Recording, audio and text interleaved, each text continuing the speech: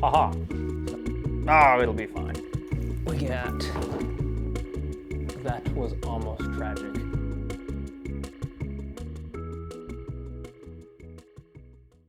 All right, so welcome to today's video. We've got some friends along with us. This is going to be just a how-to, or at least how I do my European mounts.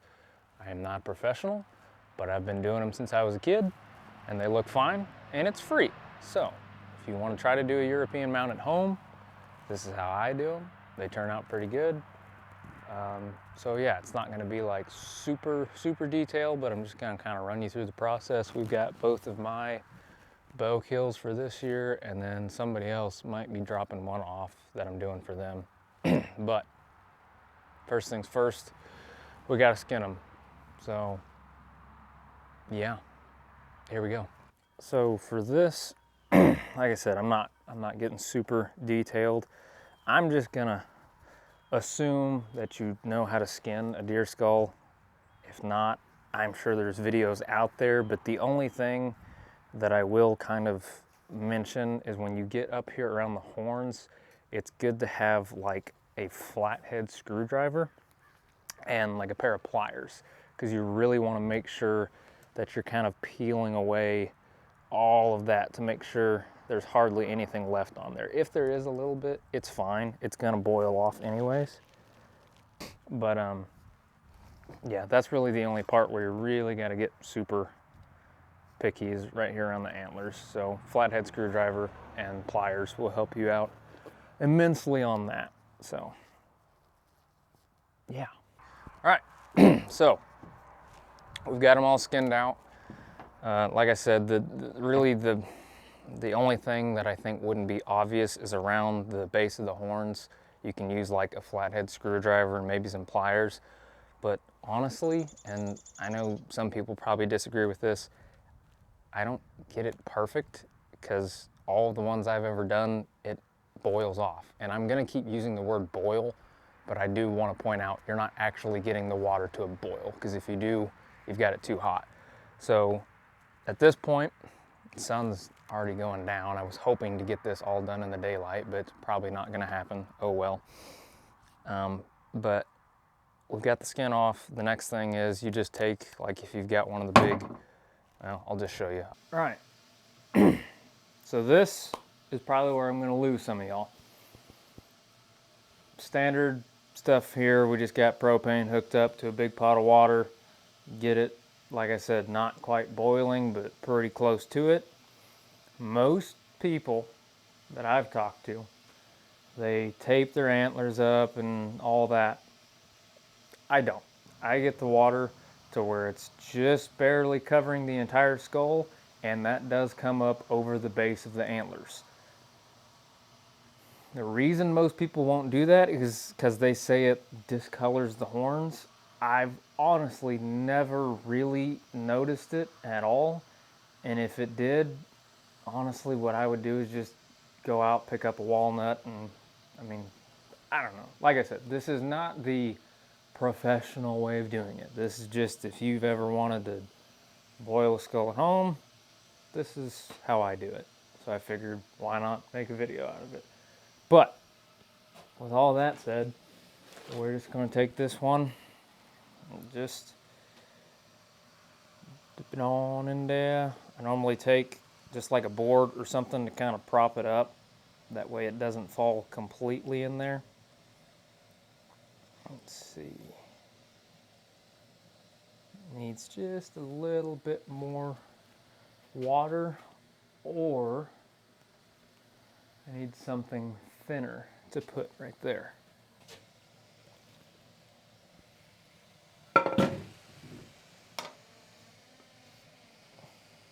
Oh yeah. There we go. Just like that. So, like I said, it's just barely coming up over like the base of the skull, and it just barely covers the base of the antlers, and that's why, like I said earlier, I don't get super picky on getting every single speck of hair off of there, because this takes it all off. And I don't know, I'll probably show, well, I mean, you'll see this one at the end, but like I said, I've done this to quite a few. I've never noticed it discoloring the bottom of the antlers, hardly any. But yeah, we've got this in there. Another thing that you can do is go to your kitchen, grab you some dish soap, and just add some soap in there. It just helps kind of degrease everything up. It just makes it easier for when you take it out to power wash it. I typically leave them in there for like an hour and a half. The main thing is you just don't want to overdo it to where you just melt it and it all falls apart. I've put them on like real low heat and left them in there for like 3 hours before. But this one, I'm trying to kind of get things done, so we'll probably leave it in there for like an hour and a half, and that'll give us just enough time to power wash it with some daylight left, and then we'll be back in here to do all of the fine cleaning there at the end, and then I'll show you how I make mine very white and stay white, because again, I do something a little bit different than how other people do it. So, but as of right now, we've skinned it, we've got our pot full of water, we've got a little bit of soap in there, and we've got it just over the base of the skull, and now we go find something to do for an hour.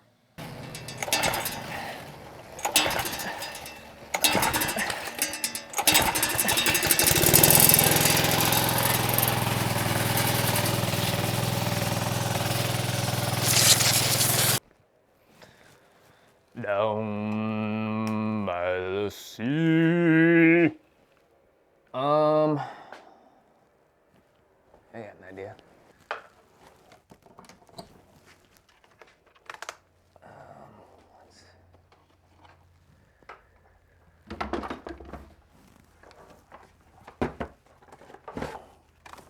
Now we're talking.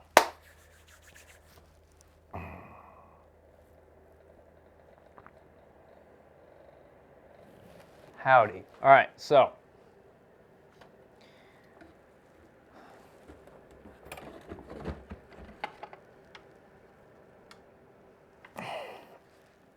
we've got them. It's been a week since I was last here. There we go. So I guess we'll kind of catch you up to date. We have skinned the deer heads, put them in a pot of water, got them real hot. Fun fact, as you could probably see in the only video that I have of me power washing anything, if you freeze these things, you gotta put them in the water for a little bit longer. Didn't know that. So, I'm gonna say it here. If the deer head is not frozen, I stand by my hour and a half statement. If the deer head was frozen prior to this process, the time goes up substantially. So my advice would be unfreeze the deer head before. That's all I got. So really all we have left to do now at this point, I took them, power washed them, little cheat code that I am going to show you all. If you have it, I think it is very helpful to get an air compressor with one of these setups right here. Just like crazy, long, thin, good stuff. Oh, I guess I got, well, I'll turn it on and just kind of, I'll turn it on and just kind of show you what I'm talking about.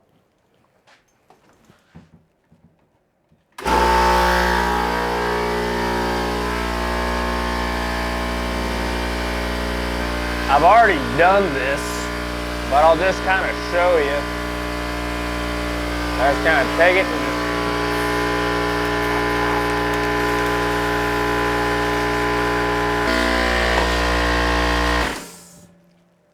and anywho, as you can see, basically, I'm just taking it and just getting a little bit of what's left of the brains and such.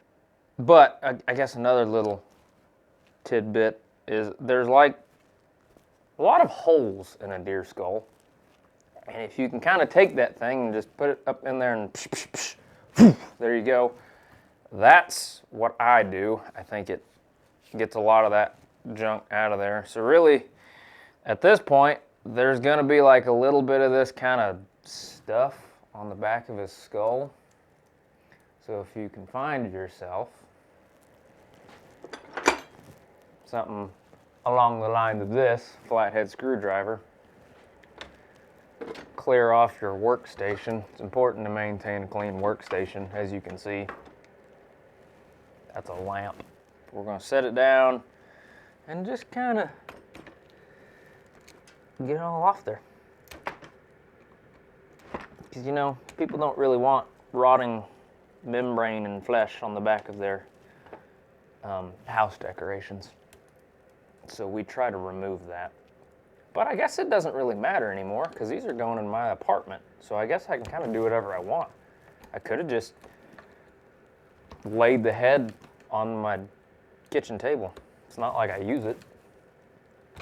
Ow. Here we go. Now we're making progress now.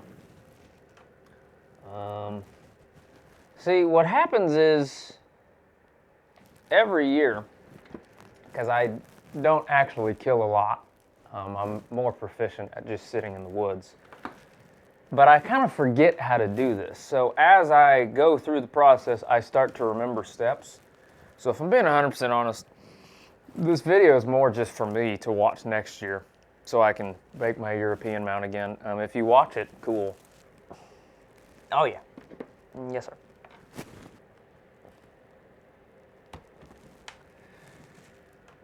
Pliers, that's what I was gonna say. I was gonna get pliers.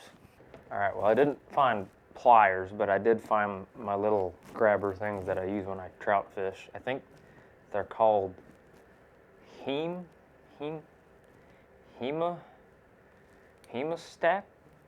I don't know. But anyways, same thing. I'm just kind of picking off all this little, I guess I should like actually show this stuff. This little like, I really don't know what it is. It doesn't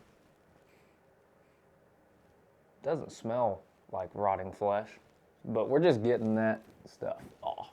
So it's really the last step before painting them white. Ow. So this one is pretty much good to go. Everything's cleared off. There's a little bit of junk right here underneath its horns. Clear all of that off. We're good. So what I do, because when I finish these, what I end up doing is I put them, we've just got a bunch of old barn wood laying around, and we put some wire back here where these little like this, come on, there you go. All of like this ear canal looking stuff, I don't know if that's actually their ear canal. This can all come out. Like literally this whole thing will come out. So I take both of those out, and then we run wire in there, and we just take a piece of barn wood and just make a square, put 2 holes in it, run the wire, and then it looks all artsy and rustic. So yeah, I guess that's what I'll do with these. I made one last year with the big 8 that I shot. We made it to where it can like sit on a table, but I wanted them on my wall, so I swapped that out. But that's an option. You can do that if you want, I guess. So we're gonna kind of safely remove these ear canal pieces. There's not really a non-violent way of doing this. This is the scary part every time. I haven't broke one yet. Oh, there we go.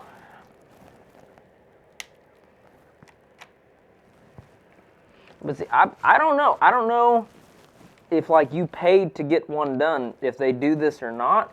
Because if not, see this right here. It's like this chunk. And it's always got, come on, there you go. It's always got like meat on there. So if I didn't remove this part, I'm not really sure how they would get rid of that, because there's always like still, like, it don't matter what we do, there's like chunks of meat where that was. There we go.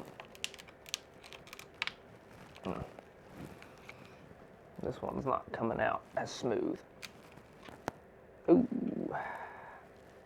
Is this mine? Okay, good.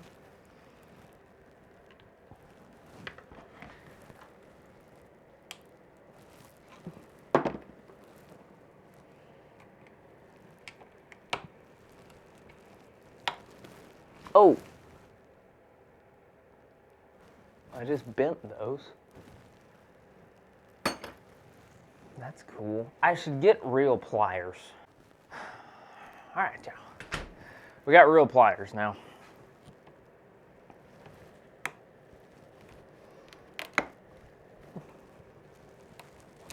There we go. All right. All right, so now I've got somewhere to put my wire to hang it, but also both of those little earpieces fell down into his skull. You ever dropped a pick in a guitar? Oh, there's one. I don't know if that's coming out. This is an interesting predicament. Well, that's it. He's good to go. So now, I got to tape his horns up, and I gotta go find the secret ingredient. I don't know.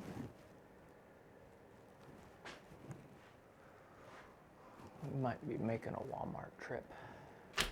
All right, so I already did one side just so I can show you, and then I'll kind of explain how I do it. So I take electrical tape, and what I'm doing is taping up just the base of the antlers, trying to get to where it's like,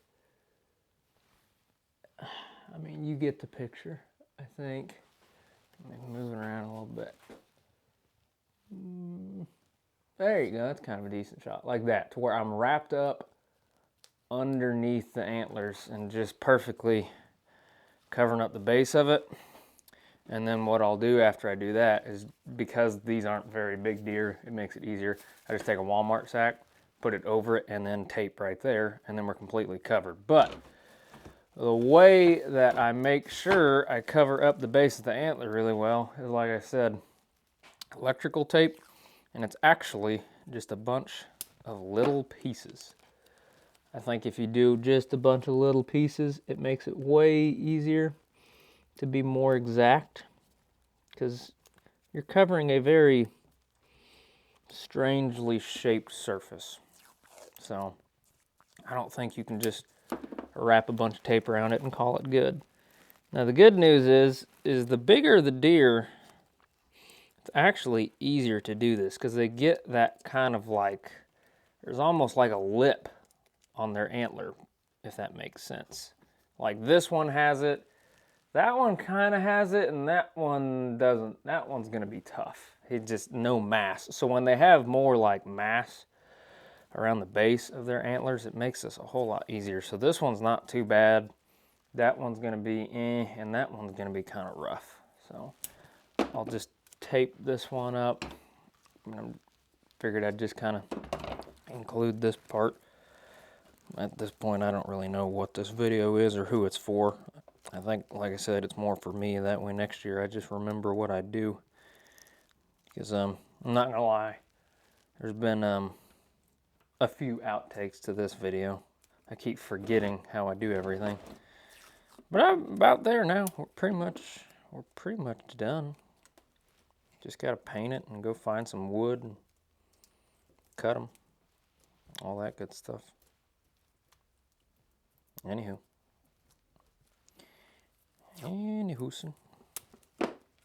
Hopefully the mic doesn't sound weird. I had to go to Walmart to get some materials, and when I came back, I realized that I have lost the little wind muff on the mic that I'm wearing, so that's unfortunate. I have to get some new ones of that.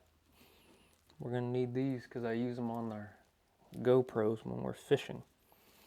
And I'm about to start fishing more, so I better get all my GoPro stuff rigged back up and ready to go. I think we've got some fun trips planned for this spring and this winter. Actually, we actually got a pretty exciting one coming up that we've pretty well kept under wraps, mainly because I wasn't sure if I was actually going to be able to go, but I think we're going to be able to go. And something that I've done before, something that I've even posted a video about, and it's probably the only thing in the outdoors world that I have done that Dylan hasn't. So we're going to fix that. If you go watch some of our videos, you can probably figure out pretty quick what I'm talking about. Anyways, those are taped up. Walmart bag. Yonk. Right over that.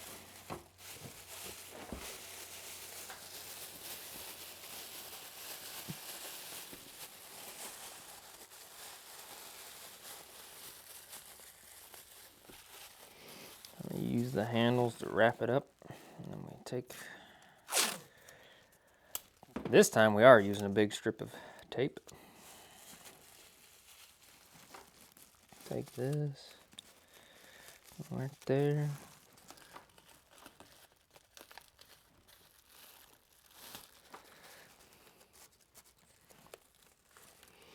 And just like that. Oh, hang on. Golly. Nar.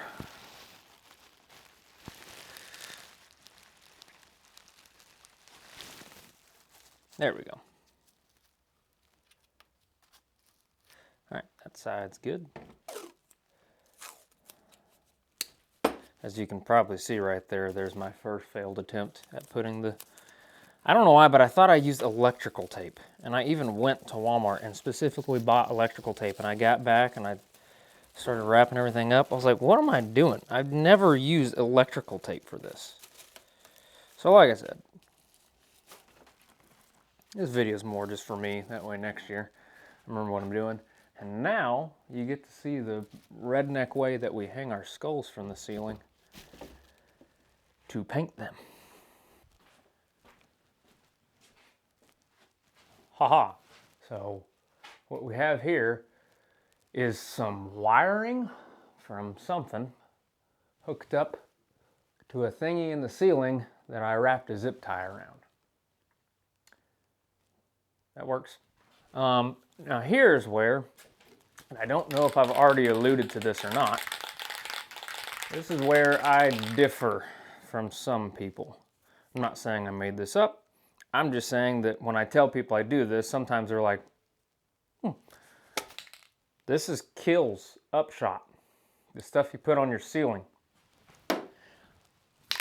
I like them to be a matte white, but very matte, not shiny, glossy finish, and I like for it to stay that way. So we started using this when we first started European mounting some of mine, like way back. They turned yellow after not very long. I've got one in the living room. It's a little 8-point. He's yellow. I need to get him down and fix it. But anyways, we started using this stuff, and now they're super white, and they stay white, so...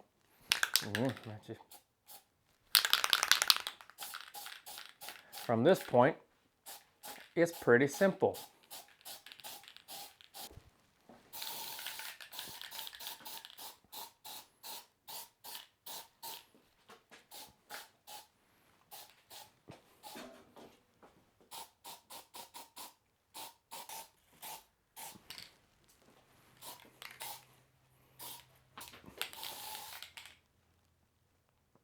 All right.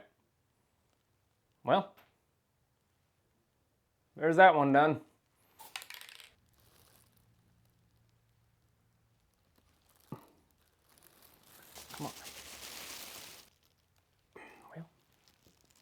Didn't think this part through. Golly. I have to redo the whole thing, getting dirty from this. There we go. I got a cool paint job on my hands. We're gonna try to kind of hook them like that. There we go. Oh! There we go.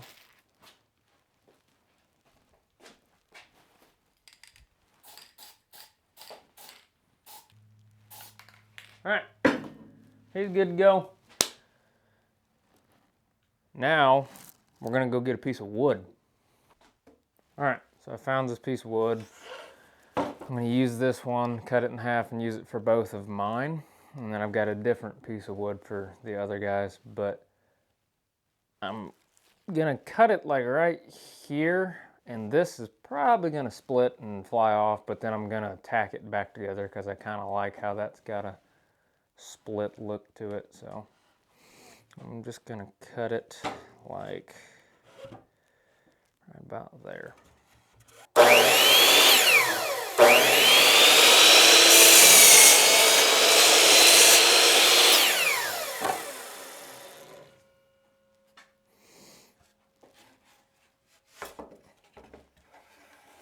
This is where it will probably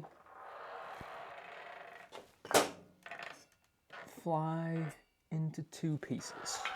But we're gonna try it. Yep, fell apart. Actually, you know what?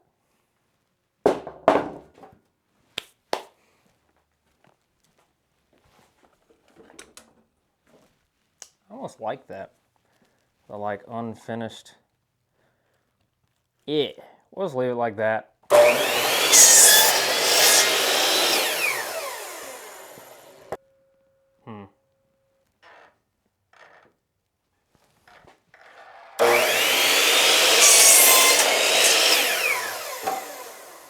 Nailed it. Yes, sir.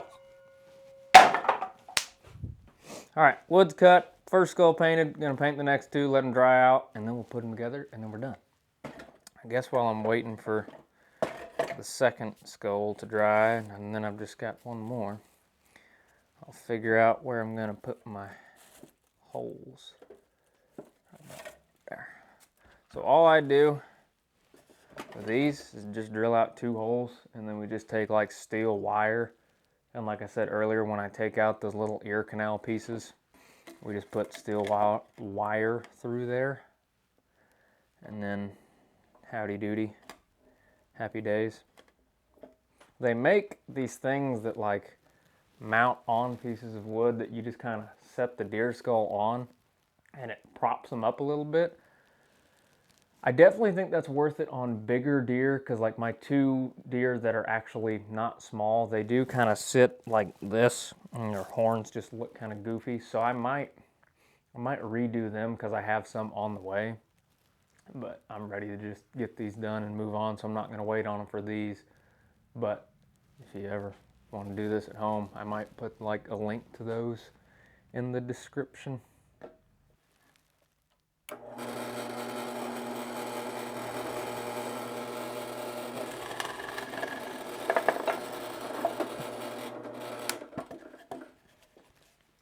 That's a little off center, but it's all right.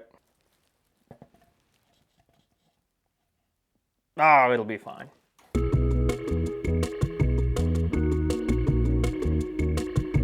All right, well, I'll kind of do a little squat down here. There they be. We got, that was almost tragic. I've got my bow buck, second bow buck, and the one I did for them. So yeah, that's all I got. Kind of like I said at the beginning, not really a super formal how-to, more so just me filming myself making Euro mounts, because why not? So that's how I do it. If you want to copy some of that, go for it. If not, oh well. But yeah, that's my Euro mounts for the year. Maybe we'll do one for Dylan, who knows. But that's all for this video. If you haven't seen the cooking video, go watch it. Or if the cooking video isn't out yet, come back next week and watch that. Bye.